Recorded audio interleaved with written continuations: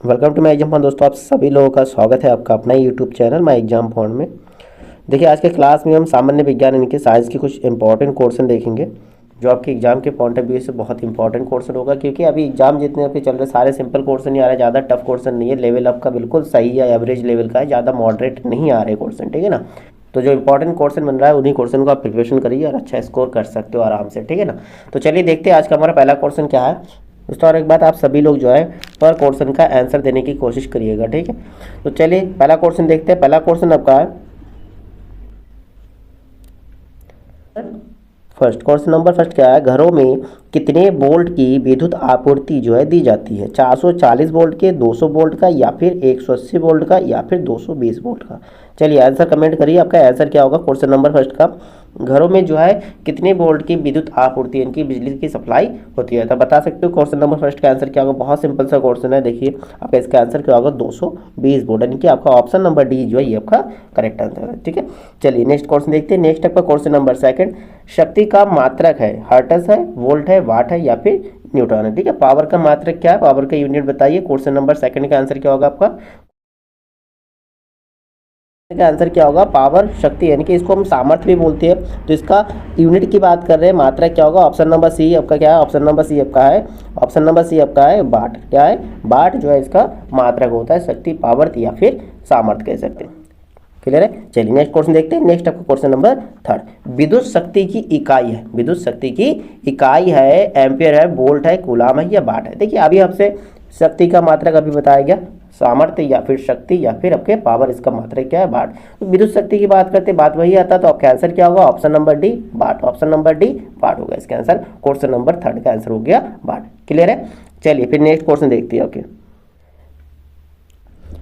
Next आपका question number fourth. Question number four क्या है, बल का मात्रक। बल का मात्रक क्या, देखिए यूनिट से रिलेटेड आपका एक क्वेश्चन बन ही रहा है, हर पेपर में आपके यूनिट से संबंधित एक क्वेश्चन देखने को मिल रहा है, ठीक है। तो यूनिट सभी लर्न कर लीजिएगा। देखिए क्वेश्चन नंबर फोर्थ के आपके बल का मात्रक फैराडे, फर्मी, न्यूटन या रदरफोर्ड। बल का मात्रक क्या होता है, बल का मात्रक न्यूटन होता है। ऑप्शन नंबर सी जो आपका करेक्ट आंसर होगा क्वेश्चन नंबर फोर्थ का, ऑप्शन नंबर सी जो आपका करेक्ट आंसर। जी चलिए आगे बढ़ते हैं। क्वेश्चन नंबर आपका 5 नंबर, क्वेश्चन नंबर 5 के कार्य का मात्रक जूल होगा, न्यूट्रॉन होगा, वाट होगा, या फिर dyne. Question number fifth, question number fifth का आंसर क्या होगा आपका, क्वेश्चन नंबर फिफ्थ का आंसर कमेंट करिए। क्वेश्चन नंबर फिफ्थ का आपका आंसर होगा ऑप्शन नंबर ए, कार्य का मात्रक जो आपकी जूल होता है। क्या होता है, जूल होता है, ठीक है। चलिए नेक्स्ट क्वेश्चन देखते हैं। नेक्स्ट आपका क्वेश्चन नंबर 6।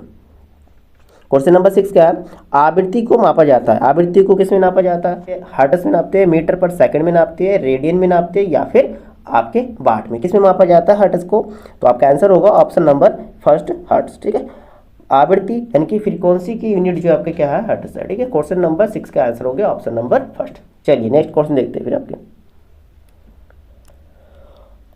नेक्स्ट आपका क्वेश्चन नंबर 7। क्वेश्चन नंबर 7 क्या है, समतल दर्पण की फोकस दूरी होती है अनंत, शून्य, 1 या फिर अनिश्चित। बताइए क्वेश्चन नंबर 7 का आंसर क्या हो रहा है आपका, समतल दर्पण की फोकस दूरी क्या है, समतल दर्पण की फोकस दूरी क्या होता है। जी कमेंट करते रहिए आप सभी लोग। क्वेश्चन नंबर 7 का आंसर क्या हो रहा है आपका, समतल दर्पण की फोकस दूरी की बात करते हैं तो आपका आंसर होगा ऑप्शन नंबर ए, समतल दर्पण की फोकस दूरी जो अनंत होता है, ठीक है। ऑप्शन नंबर फर्स्ट जो है ये आपका करेक्ट आंसर होगा, ठीक। चलिए नेक्स्ट क्वेश्चन देखते हैं। नेक्स्ट आपका क्वेश्चन नंबर 8, चालक की विद्युत प्रतिरोधकता की इकाई क्या है, फराद, वोल्ट, एम्पियर या फिर ओम मीटर, ठीक है। विद्युत प्रतिरोधक की इकाई पूछा आपसे, ठीक है। विद्युत प्रतिरोधक का इकाई आपका क्या होता है, क्वेश्चन नंबर 8 का आंसर बताइए, आपका होगा ओम मीटर। क्या होता है, ओम मीटर। देखिए अगर प्रतिरोध का मात्रक पूछते तो आपका आंसर होता ओम, ठीक है। चलिए क्वेश्चन नेक्स्ट देखते हैं फिर आपका क्वेश्चन होगा आपका 9 नंबर, ठीक है। चलिए क्वेश्चन नंबर 9 क्या आपका, क्वेश्चन नंबर 9 है, क्यूसेक में क्या मापा जाता है, जल की शुद्धता, जल की गहराई, जल की बहाव या फिर जल की मात्रा। क्यूसेक, ठीक है, क्यूसेक में क्या मापा जाता है।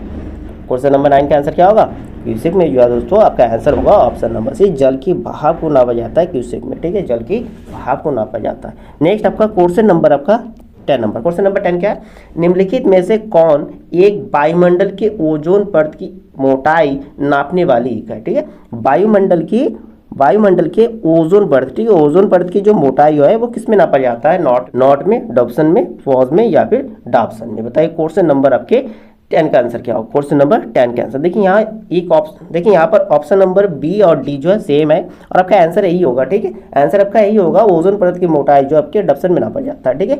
ऑप्शन नंबर बी और डी दोनों सेम ही है, तो यही आपका आंसर है, ठीक है। ठीक है, यहाँ थोड़ा मिसप्रिंट है। चलिए नेक्स्ट क्वेश्चन देखते हैं आपका। नेक्स्ट आपका क्वेश्चन नंबर 11। क्वेश्चन नंबर 11 क्या है, प्रकाश की प्रकृति के बारे में सिद्धांत सर्वप्रथम प्रतिपादित किया था। प्रकाश की प्रकृति के बारे में जो सिद्धांत सर्वप्रथम प्रतिपादित किसने किया, हाइगन ने, न्यूटन ने, मैक्सवेल ने या फिर रमन ने। क्वेश्चन नंबर 11 का आंसर क्या होगा आपका, क्वेश्चन नंबर 11 का आंसर होगा आपका ऑप्शन नंबर बी, न्यूटन ने जो है प्रकाश की प्रकृति के बारे में जो है सिद्धांत का सर्वप्रथम प्रतिपादित किया था। चलिए नेक्स्ट क्वेश्चन देखते हैं आपका। नेक्स्ट आपका क्वेश्चन नंबर 12। क्वेश्चन नंबर 12 क्या है, गैलीलियो के गिरते वस्तु के नियम को, गैलीलियो के गिरते वस्तु के नियम को और किस नाम से जो है जाना जाता है, गति का फर्स्ट नियम या फिर न्यूटन का फर्स्ट नियम जो है, या न्यूटन का दूसरा या न्यूटन का तीसरा नियम। बताइए क्वेश्चन नंबर आपका 12 का आंसर क्या हो रहा है, क्वेश्चन नंबर 12 का आंसर क्या हुआ, गैलीलियो के गिरते वस्तु के नियम को जो है न्यूटन का पहला नियम, ठीक है, इनिशियल लॉ जिसे बोलेंगे, इस नाम से भी जाना जाता है, न्यूटन का फर्स्ट लॉ जो है, ठीक है, गैलीलियो का गिरते वस्तु का नियम है, ठीक है। चलिए नेक्स्ट क्वेश्चन देखते हैं। नेक्स्ट आपका क्वेश्चन नंबर 13, दूध को मथने से क्रीम के अलग हो जाने, दूध के मथने से जो क्रीम का अलग हो जाना किस कारण से होता है, घर्षण बल से, अपकेंद्री बल से, गुरुत्व बल से या फिर श्यान बल से। बताइए क्वेश्चन नंबर आपका 13 का आंसर क्या हो रहा है, क्वेश्चन नंबर 13 का, ठीक है। दूध को जब मथा जाता है तो उसमें से जो क्रीम अलग होता है, ये किस कारण होता है, अपकेंद्री बल के कारण होता है। किसके कारण, अपकेंद्री बल के कारण होता है, ठीक। क्वेश्चन नंबर आपका 13 का आंसर हो गया ऑप्शन नंबर बी। क्लियर है। चलिए नेक्स्ट क्वेश्चन देखते हैं फिर। चलिए नेक्स्ट आपका क्वेश्चन नंबर 14। क्वेश्चन नंबर 14 क्या है, ध्वनि की तीव्रता को मापने वाला यंत्र, ठीक, साउंड, ठीक है। ध्वनि की तीव्रता मापने के यंत्र कौन सा है, क्रोनोमीटर है, एनीमोमीटर है या ऑडियोफोन है या ऑडियोमीटर है। क्वेश्चन नंबर 14 का आंसर बताइए, क्वेश्चन नंबर 14 का आंसर क्या होगा। सिंपल सी आवाज की बात कर रहे हैं, साउंड की बात करें तो ऑडियो होगा, तो ऑडियोमीटर आपका ऑप्शन नंबर डी जो है आपका करेक्ट आंसर होगा। क्वेश्चन नंबर 15 देखते हैं। क्वेश्चन नंबर 15 आपका है, इनमें से कौन सी जो है अदिश राशि है, ठीक है, सदिश राशि जिसमें दिशा और परिणाम दोनों ही ज्ञात होता है, ठीक है। आपसे पूछा अदिश राशि, देखिए इसमें जो है गति की बात करते हैं, ये आपके सदिश राशि है, ठीक है, गति आपके सदिश राशि है, बल आपका सदिश राशि है, त्वरण आपका सदिश राशि है, तो इसमें अदिश राशि है नहीं, तो आपका ऑप्शन नंबर जो है डी है, ये आपका होगा इनमें से कोई नहीं आपका आंसर होगा क्वेश्चन नंबर 15 का आंसर। चलिए नेक्स्ट क्वेश्चन देखते हैं फिर। नेक्स्ट आपका क्वेश्चन नंबर 16 देखिए। क्वेश्चन नंबर 16 क्या कह रहा है, वायु की गति, ठीक है, यहाँ वायु की गति होगा, वायु की गति निम्नलिखित के द्वारा नापी जाती है, बैरोमीटर के द्वारा, एनीमोमीटर के द्वारा, हाइड्रोमीटर के द्वारा या विंड वेन द्वारा, ठीक है। वायु की गति को किससे नापा जाता है, आपका क्वेश्चन नंबर 16 बहुत अच्छा क्वेश्चन है। क्वेश्चन नंबर 16 के आंसर बताइए, वायु की गति को किसमें नापा जाता है, वायु की गति को किससे नापा जाता है, तो आपका आंसर होगा ऑप्शन नंबर जो है बी है, एनीमोमीटर से जो है वायु की गति को नापा जाता है। विंड वेन नहीं होगा आपका आंसर, ठीक है, ऑप्शन नंबर वी जो है ये आपका करेक्ट आंसर होगा क्वेश्चन नंबर 16 का। क्लियर है। चलिए नेक्स्ट क्वेश्चन देखते हैं। नेक्स्ट आपका क्वेश्चन नंबर 17, वायुमंडल की सापेक्ष आर्द्रता नापी जाती है, ठीक है, ह्यूमिडिटी नापी जाती है हाइड्रोमीटर से, हाइग्रोमीटर से, लैक्टोमीटर से या पोटेंशियोमीटर से, ठीक है। आपका क्वेश्चन नंबर 17 का आंसर क्या होगा, चलिए कमेंट करिए क्वेश्चन नंबर आपका 17 का आंसर क्या होगा। वायुमंडल की सापेक्ष आर्द्रता, वायुमंडल की सापेक्ष आर्द्रता नापी जाती है आपके हाइग्रोमीटर से, किससे नापी जाती है, हाइग्रोमीटर से। क्वेश्चन नंबर आपका 17 का आंसर हो गया ऑप्शन नंबर बी, ठीक है।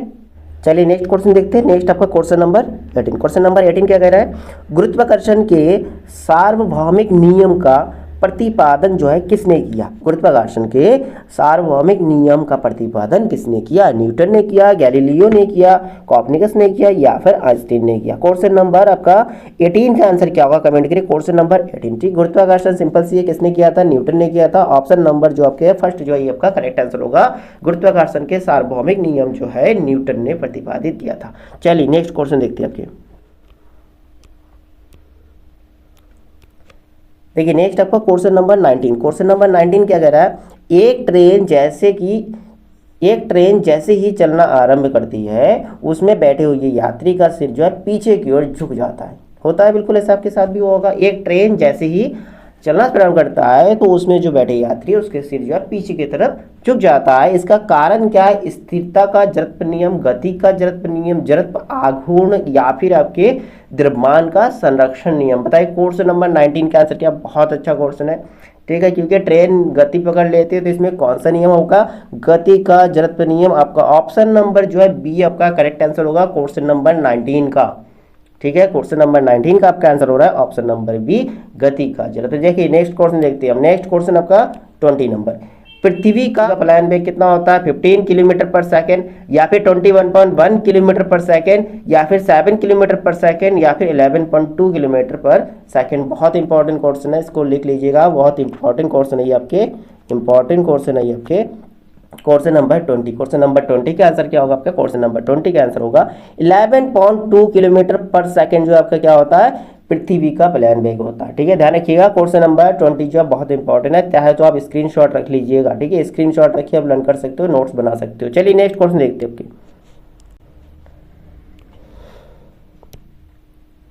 नेक्स्ट आपका क्वेश्चन नंबर 21, क्वेश्चन नंबर 21 क्या कह रहा है? ऑटोमोबाइल्स के हाइड्रोलिक ब्रेक के कार्य करने का सिद्धांत। ऑटोमोबाइल्स के जो हाइड्रोलिक ब्रेक होता है वो किस सिद्धांत पे कार्य करता है? आर्किमिडीज का सिद्धांत, न्यूटन के गति का नियम, बर्नौली का सिद्धांत, या फिर पास्कल का नियम। क्वेश्चन नंबर 21, क्वेश्चन नंबर 21 का आंसर क्या होगा? देखिए क्वेश्चन नंबर 21 का आंसर क्या होगा आपका?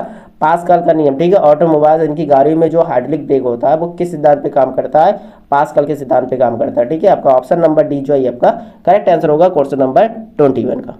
क्लियर है? चलिए नेक्स्ट क्वेश्चन देखते हैं। नेक्स्ट क्वेश्चन आपका 22 नंबर, थर्मामीटर में क्या चीज ताप को दर्शाती है? थर्मामीटर में ऐसे क्या चीज हो जो ताप को दर्शाती है? शीशा, पारा, चांदी, इनमें से कोई नहीं। देखिए थर्मामीटर में एक लिक्विड भरा जाता है, वो कौन सी होता है? पारा होता है ना, मरकरी जिसे बोलेंगे। आपका आंसर होगा ऑप्शन नंबर बी, थर्मामीटर में क्या चीज ताप को दर्शाती है? पारा जो है, ठीक है। आपका आंसर होगा क्वेश्चन नंबर 22 का ऑप्शन नंबर बी, पारा। क्लियर है? चलिए नेक्स्ट क्वेश्चन देखते हैं फिर। नेक्स्ट आपका क्वेश्चन नंबर 23, क्वेश्चन नंबर 23 क्या कह रहा है? एक तार में एक समान विद्युत दौड़ रही है, एक तार में जो है एक ही समान विद्युत दौड़ रही है, तो उस तार पर होगा क्या होगा? केवल चुंबकीय क्षेत्र होगा, या फिर केवल विद्युत क्षेत्र होगा, या फिर आपका ऑप्शन ए और बी यानी कि चुंबकीय क्षेत्र और विद्युत क्षेत्र दोनों होगा, या फिर इनमें से कोई नहीं। देखिए एक तार में जो है समान विद्युत दौड़ रही है, समान इलेक्ट्रिसिटी जो है वो इक्वल है, तो आपका क्वेश्चन नंबर 23 का आंसर क्या होगा? आपका क्वेश्चन नंबर 23 का आंसर होगा आपका केवल चुंबकीय क्षेत्र, केवल चुंबकीय क्षेत्र जनरेट हो रहा है उस तार में, ठीक है।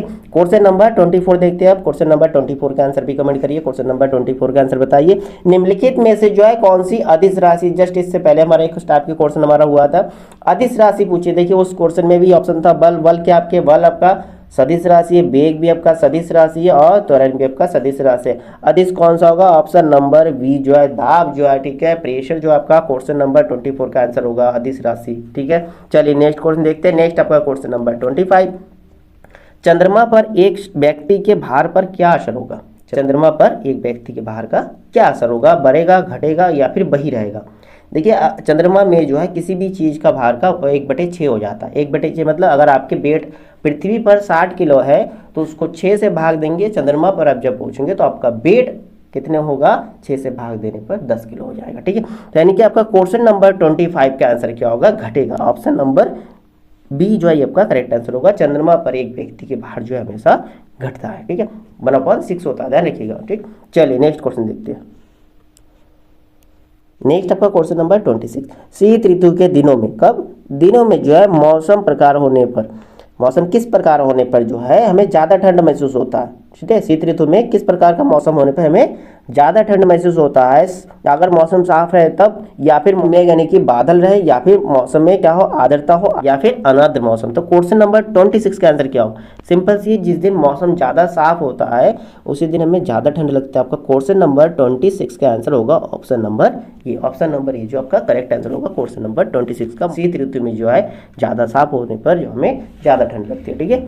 चलिए नेक्स्ट क्वेश्चन देखते हैं। नेक्स्ट आपका क्वेश्चन होगा 27 नंबर। क्वेश्चन नंबर 27 देखिए, लाल रिबन हरे बल्ब के ऊपर कैसे दिखती है? अगर लाल वाले रिबन को हमने हरे बल्ब के ऊपर लपेट देती है तो कैसे दिखेगी? काली दिखेगी, हरी दिखेगी, केसरी, या फिर इनमें से कोई नहीं? क्वेश्चन नंबर 27 का आंसर कमेंट करिए। क्वेश्चन नंबर 27, देखिए आप दो कलर लाल और हरे को एक साथ अगर मिक्स करेंगे तो आपको सिंपल सी वो कौन सा कलर हो जाता है, ब्लैक हो जाता है। तो ऑप्शन इसमें आपका कौन सा सही होगा, ऑप्शन आपका फर्स्ट सही होगा, काली हो जाएगा। ठीक है, लाल रिबन को अगर हमने हरे बल्ब के ऊपर लपेट देंगे तो वो काले कलर का दिखाई देगा। चलिए नेक्स्ट क्वेश्चन देखते हैं फिर। नेक्स्ट आपका क्वेश्चन नंबर 28। क्वेश्चन नंबर 28 क्या है, निम्नलिखित तापमापियों में से किसे पायरोमीटर कहा जाता है। पायरोमीटर कहा जाता है ताप विद्युत तापमापी, विकिरण तापमापी, गैस तापमापी या फिर द्रव तापमापी। बताइए क्वेश्चन नंबर 28 का आंसर क्या होगा। देखिए दोस्तों, वीडियो अगर अच्छा लगे तो लाइक करते चलना और दोस्तों को शेयर कर दीजिए, कुछ लोगों को क्लास में जोड़िए। ठीक है, क्वेश्चन नंबर 28 का आंसर क्या होगा, पायरोमीटर किसे कहा जाता है, विकिरण मापी को जो है पायरोमीटर कहा जाता है। ऑप्शन नंबर बी जो है ये आपका करेक्ट आंसर होगा क्वेश्चन नंबर 28 का। चलिए क्वेश्चन नंबर 29 देखते हैं। क्वेश्चन नंबर 29 क्या है, दूध का अपेक्षित घनत्व ज्ञात किया जाता है। ठीक है, दूध की जो घनत्व है, अपेक्षित घनत्व, वो किससे ज्ञात किया जाता है, हाइड्रोमीटर से, बीट्रोमीटर से, लैक्टोमीटर से या फिर थर्मामीटर से। क्वेश्चन नंबर 29 बहुत इंपॉर्टेंट क्वेश्चन है आपके। क्वेश्चन नंबर 29 दूध की जो अपेक्षित घनत्व की बात करती है तो ये आपका लैक्टोमीटर से मेजर किया जाता है। किससे, लैक्टोमीटर से। ध्यान रखिएगा, इंपॉर्टेंट क्वेश्चन है ये आपके, बहुत इंपॉर्टेंट क्वेश्चन है ये भी। ठीक है, चलिए नेक्स्ट क्वेश्चन देखते फिर। नेक्स्ट आपका क्वेश्चन नंबर 30। क्वेश्चन नंबर 30 क्या कह रहा है, रक्त दाब नापने का यंत्र, भाई टैकोमीटर होता है, स्फिग्नोमैनोमीटर होता है, एक्टीमीटर होता है या फिर बैरोमीटर। ठीक है, रक्त दाब यानी कि ब्लड प्रेशर को किससे नापा जाता है, स्फिग्नोमैनोमीटर होता है ना। क्वेश्चन नंबर 30 का आंसर होगा option number B. Option number B जो है आपका करेक्ट आंसर हो रहा है जी, बिल्कुल option number B correct answer होगा। चलिए नेक्स्ट क्वेश्चन देखते हैं। नेक्स्ट आपका क्वेश्चन नंबर 31, रिएक्टर पैमाना मापने के लिए प्रयोग होता है। रिएक्टर पैमाना जो है क्या मापने के लिए प्रयोग करती है, ध्वनि की गति को, प्रकाश की तीव्रता को, भूकंपीय लहरों का आयाम को या फिर ध्वनि की तीव्रता को। बताइए क्वेश्चन नंबर 31 का आंसर क्या हो रहा है। क्वेश्चन नंबर 31, रिएक्टर, भाई रिएक्टर स्केल से क्या नापा जाता है, भूकंपीय लहरों को नापा जाता है ना, फ्रीक्वेंसी को नापा जाता है। नंबर 31 का आंसर होगा ऑप्शन नंबर सी, भूकंपीय लहरों को मापा जाता है किससे, रिएक्टर स्केल से। चलिए नेक्स्ट क्वेश्चन देखते हैं आपके। क्वेश्चन नंबर आपका 32। क्वेश्चन नंबर आपका 32 है नेक्स्ट, फैदोमीटर का उपयोग किसे मापने में जो है किया जाता है, भूकंप नापने के लिए, वर्षा नापने के लिए, समुद्र की गहराई नापने के लिए या फिर ध्वनि तीव्रता को। ये भी आपकी इंपॉर्टेंट क्वेश्चन है, नोट कर लीजिएगा। क्वेश्चन नंबर 32, फैदोमीटर का प्रयोग जो है समुद्र की गहराई मापने के लिए किया जाता है। क्या, समुद्र की गहराई मापने के लिए किया जाता है। ऑप्शन नंबर सी जो है आपका करेक्ट आंसर होगा क्वेश्चन नंबर 32, फैदोमीटर का उपयोग जो है समुद्र की गहराई मापने के लिए किया जाता है। चलिए नेक्स्ट क्वेश्चन देखते हैं। नेक्स्ट आपका क्वेश्चन नंबर 32, झूठ का पता लगाने वाला यंत्र किस नाम से जाना जाता है। देखिए झूठ का पता लगाने वाला मशीन जो है किस नाम से जाना जाता है इसको, पॉलीग्राफ, पायरोमीटर, गायरोस्कोप या फिर काइमोग्राफ। बताइए क्वेश्चन नंबर 33 का आंसर क्या होगा। क्वेश्चन नंबर 33 का आंसर होगा आपका ऑप्शन नंबर ए, पॉलीग्राफ कहा जाता है इसको। ठीक है, चलिए नेक्स्ट क्वेश्चन देखते हैं आपके। नेक्स्ट आपका क्वेश्चन है क्वेश्चन नंबर 34। क्वेश्चन नंबर 34 क्या है, वॉशिंग मशीन का कार्य सिद्धांत। ठीक है, वॉशिंग मशीन का कार्य सिद्धांत है अपकेंद्रण, अपोहन, उत्कम्परासन या फिर विसरण। बताइए क्वेश्चन नंबर 34 का आंसर क्या हो रहा है। क्वेश्चन नंबर 34 का आंसर बताइए आपके। तो आपका क्वेश्चन नंबर 34 का आंसर क्या होगा। क्वेश्चन नंबर 34 का आंसर होगा वॉशिंग मशीन का कार्य जो है अपकेंद्रण बल पर, अपकेंद्रण सिद्धांत पे कार्य करता है। किस पे, अपकेंद्रण सिद्धांत पे कार्य करता है। क्वेश्चन नंबर 35 देखते हैं। क्वेश्चन नंबर 35 आपका क्या है, रेडियो कार्बन डेटिंग डैश की आयु ज्ञात करने के लिए प्रयोग किया जाता है। किसकी आयु ज्ञात करने के लिए, ग्रहों की, जीवाश्मों की, शिशुओं की या फिर आपके चट्टानों की। क्वेश्चन नंबर 35 बताइए। क्वेश्चन नंबर 35 का आंसर क्या होगा, कार्बन डेटिंग से आयु ज्ञात की जाता है। ठीक है, तो किसकी आयु ज्ञात की जाता है, जीवाश्मों की। ठीक है, आपका ऑप्शन नंबर बी जो है ये आपका करेक्ट आंसर होगा क्वेश्चन नंबर 35 का। चलिए नेक्स्ट क्वेश्चन देखते हैं। नेक्स्ट आपका क्वेश्चन नंबर 36, जरा दृष्टि दोष प्रेसबायोपिया के उपचार के लिए प्रयोग होता है अवतल लेंस, उत्तल दर्पण या बायफोकल लेंस। बताइए क्वेश्चन नंबर 36 का आंसर क्या होगा। देखिए जरा दृष्टि दोष, ठीक है, प्रेसबायोपिया जिसमें उत्तल अवतल दोनों इंक्लूड होता है, तो आपका आंसर क्या होगा, ऑप्शन नंबर डी होगा, बायफोकल लेंस। क्या प्रयोग किया जाता है, बायफोकल लेंस। क्वेश्चन नंबर 36 का आंसर होगा ऑप्शन नंबर डी, जरा दृष्टि दोष के उपचार के लिए बायफोकल लेंस का प्रयोग किया जाता है। चलिए नेक्स्ट क्वेश्चन देखते हैं। नेक्स्ट आपका क्वेश्चन नंबर 37, एक हॉर्स पावर में कितने वाट होता है। बहुत इंपॉर्टेंट, एक हॉर्स पावर एचपी। ठीक है, एक हॉर्स पावर में कितने वाट होता है, तो आपका आंसर होगा 740 वाट। कितना होता है, 740 वाट। आपका ऑप्शन नंबर हो रहा है ऑप्शन नंबर सी जो है ये आपका करेक्ट आंसर होगा, एक हॉर्स पावर में 740 वाट होता है। नेक्स्ट क्वेश्चन देखते हैं। नेक्स्ट आपका क्वेश्चन नंबर 38, पार्श्विक मात्रक है किसका? दूरी की, समय की, प्रकाश की, चमक की या फिर चुंबकीय बल की। क्वेश्चन नंबर 38 बताइए, क्वेश्चन नंबर 38 का आंसर क्या होगा आपके? क्वेश्चन नंबर 38 का आंसर होगा आपका दूरी का। पार्श्विक जो है दूरी का मात्रक है, किसका मात्रक है? दूरी का मात्रक है। क्लियर है? चलिए नेक्स्ट क्वेश्चन देखते हैं। नेक्स्ट आपका क्वेश्चन नंबर 39, क्रस्पोग्राफ, ठीक है। क्रस्कोग्राफ डैश मापने का एक यंत्र है किसके? हृदय की धड़कन को, वायुमंडल के दबाव को, भूकंप की तीव्रता को या फिर पौधों में वृद्धि, ठीक है। क्वेश्चन नंबर 39, क्रस्कोग्राफ मापने का यंत्र है, क्या मापने का यंत्र है आपका? क्वेश्चन नंबर 39 का आंसर होगा option number D. Option number D आपका क्या है? पौधों की वृद्धि को नापा जाता है क्रस्कोग्राफ के द्वारा, ठीक है।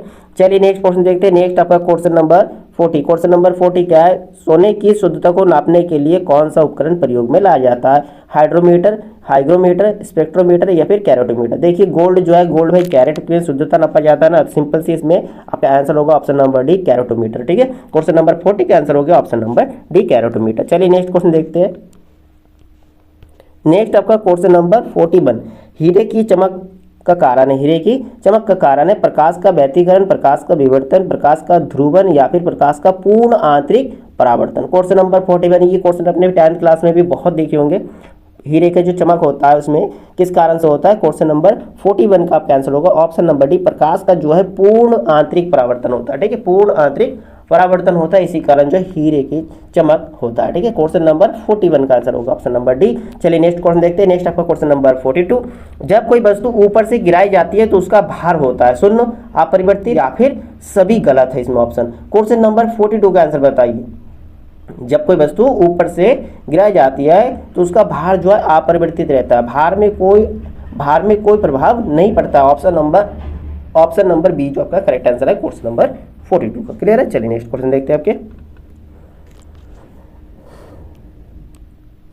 नेक्स्ट आपका क्वेश्चन नंबर 43, टेस्ला चुंबकीय डैश की इकाई है, टेस्ला जो है किसकी इकाई है? क्षेत्र का, चुंबकीय क्षेत्र का, चुंबकीय प्रवाह का, चुंबकीय प्रेरण का या फिर चुंबकीय समय का। बताइए क्वेश्चन नंबर 43 का आंसर क्या होगा?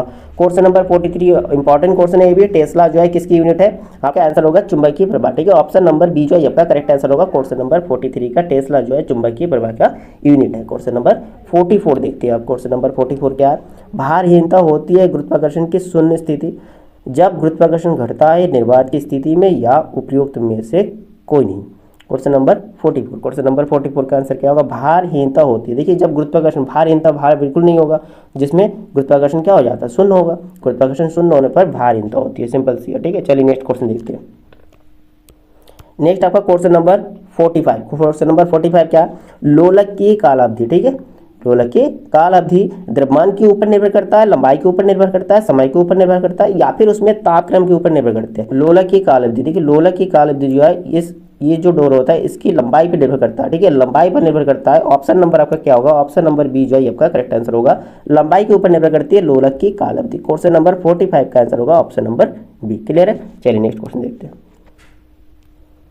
नेक्स्ट आपका क्वेश्चन नंबर 46। क्वेश्चन नंबर 46 क्या है? क्वेश्चन नंबर 46 क्या है? लोलक घड़ियां गर्मियों में सुस्त हो जाती है क्योंकि गर्मियों में दिन लंबे होता है, कुंडली में घर्षण होता है, लोलक की लंबाई बढ़ जाती है या फिर लोलक के भार में परिवर्तन हो जाता है। क्वेश्चन नंबर 46 का आंसर बताइए। क्वेश्चन नंबर 46 का आंसर क्या होगा? लोलक घड़ियां जो है गर्मियों में सुस्त हो जाती है, क्यों? लोलक की जो है लंबाई बढ़ जाती है गर्मियों में, ठीक है। ऑप्शन नंबर सी जो है आपका करेक्ट आंसर होगा। ऑप्शन नंबर सी जो है आपका करेक्ट आंसर होगा। चलिए क्वेश्चन नंबर अब नेक्स्ट देखते हैं 47 नंबर। चलिए क्वेश्चन नंबर 47 क्या? पेंडुलम घड़ी तीव्र गति से चल सकती है ग्रीष्म ऋतु में, शीतकाल में, बसंत ऋतु में या वर्षा ऋतु में। अभी हमने क्वेश्चन देखा पेंडुलम जो है उसकी जो गति जो है धीमी हो जाती है कब? गर्मियों में। अब जब इसमें कह रहे हैं तीव्र गति, तो तीव्र गति कब होगा? सीधी बात है, उसको उल्टे मिलो, शीत ऋतु में होगा ना। आपका ऑप्शन नंबर क्या होगा? ऑप्शन नंबर बी जो है आपका करेक्ट आंसर होगा। शीतकाल में जो है पेंडुलम घड़ी तीव्र गति से चल सकती है। क्लियर है? क्वेश्चन नंबर 47 का आंसर हो गया ऑप्शन नंबर। नेक्स्ट क्वेश्चन देखते हैं। नेक्स्ट आपका क्वेश्चन नंबर 48, सूर्य ग्रहण तब होता है जब चंद्रमा बीच में हो, पृथ्वी बीच में हो, सूर्य बीच में हो या फिर सूर्य, चंद्रमा तथा पृथ्वी एक रेखा में हो तथा बृहस्पति उस रेखा में ना हो। क्वेश्चन नंबर 48 का आंसर क्या हो? सूर्य ग्रहण तब होगा जब चंद्रमा बीच में आ जाता है किसके? सूर्य और किसके? पृथ्वी के बीच में आ जाता है, ठीक, जब चंद्रमा आ जाता है। अब यहाँ एक पॉइंट आपका ऑप्शन नंबर डी भी देखिए, सूर्य, चंद्रमा तथा पृथ्वी एक ही रेखा पर हो तथा बृहस्पति उस रेखा पर ना हो। तो ये ऑप्शन भी सही हो रहा है आपका, ये ऑप्शन भी सही हो रहा है। ठीक है, ध्यान रखिएगा सूर्य ग्रहण तब होता है जब सूर्य चंद्रमा तथा पृथ्वी एक ही रेखा पे हो और चंद्रमा के यहाँ आ जाता है, बीच में आ जाती है। ठीक है, चलिए नेक्स्ट क्वेश्चन देखते हैं आपके। नेक्स्ट आपका क्वेश्चन नंबर 49। क्वेश्चन नंबर 49 क्या, वर्षा की बूंदों की गोलाकार आकृति का कारण क्या होता है? द्रव्य का घनत्व, पृष्ठ तनाव, या वायुमंडलीय दाब, या फिर गुरुत्व? क्वेश्चन नंबर 49 का आंसर बताइए। क्वेश्चन नंबर 49 का आंसर क्या होगा? देखिए वर्षा की बूंदों का जो गोलाकार होने का कारण क्या होता है? गोलाकार होने का कारण होता है आपके पृष्ठ तनाव। क्या होता है? ऑप्शन नंबर बी होगा आपका करेक्ट आंसर, पृष्ठ तनाव। ठीक है, टेंशन। क्वेश्चन नंबर 50 का आंसर बताइए। क्वेश्चन नंबर 50 का आंसर क्या होगा? बत्ती वाले स्टोव में जो है कैरोसिन की बत्ती में ऊपर चढ़ने के कारण क्या होता है? ऊपर चढ़ने के कारण क्या होता है? परासरण होता है, विसरण होता है, पृष्ठ तनाव होता है, या फिर जीव द्रव संकुचन होता है? क्वेश्चन नंबर 50 बताइए। बत्ती वाले जो स्टोव है इसमें कैरोसिन जो है बत्ती में ऊपर चढ़ने का कारण क्या होता है? पृष्ठ तनाव होता है। ऑप्शन नंबर सी जो है आपका करेक्ट आंसर होगा क्वेश्चन नंबर 50 का। ठीक है, क्लियर है। चलिए आज की क्लास हम यहीं तक रखते हैं। ठीक है, नेक्स्ट क्लास में आगे आज के आपके 50 क्वेश्चन हो गया क्लियर, 50 क्वेश्चन हो गया। आगे की क्लास में फिर नेक्स्ट क्वेश्चन लेके आती है। तो नेक्स्ट क्लास में मिलती है आप लोगों से। क्लास अगर अच्छा लगा तो लाइक और शेयर करना ना भूलिए, अपने दोस्तों को शेयर कर दीजिएगा। चलिए फिर मिलते हैं नेक्स्ट क्लास में, तब तक के लिए दोस्तों जय हिंद एंड थैंक यू दोस्तों।